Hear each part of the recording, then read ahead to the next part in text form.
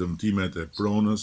Kryeministri Edi Rama siguroi se çdo i prekur nga situata e pazakonte motit do të dëmshpërblehet. Ai mblodhi mëngjesin e së premtes Komitetin Ndërministror të Emergjencave Civile, ku ministrat raportuan mbi situatën dhe punën që po bëhet në terren. Sot dua t'i siguroj edhe të dëmtuarit e kësaj here se ne do të qëndrojmë me të njëjtin dinjitet njerëzor, shtetëror dhe politik çdo detyrim ndaj tyre, qoftë për banesat, qoftë për gjën e gjallë.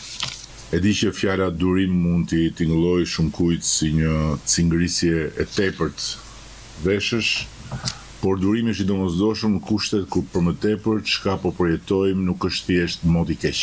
Shiu nuk ndalet me shpifje, si ato që nuk punojnë hidrovorët. Lumejt nuk kthehen në shtrat me protesta, si ato që s'kan lidhje fare me arsyen pse përmbyten shtëpitë e ndërtuara në territore shumë vulnerabël. Zëvendës kryeministra dhe ministra e infrastrukturës Belinda Balluku konfirmoi se të gjitha akset e rrugëve kombëtare janë të kalueshme, ndërsa tha se shkarkimet e digave janë nën kontroll. Ajo lajmëroi se pritet një tjetër përkeqësim i motit mbrëmjen e së premtes, ndërsa tha se është reduktuar numri i abonentëve që nuk furnizohen me energji elektrike për shkak se 2 në stacione kanë prezencë uji. Akset rrugore janë të gjitha funksionale.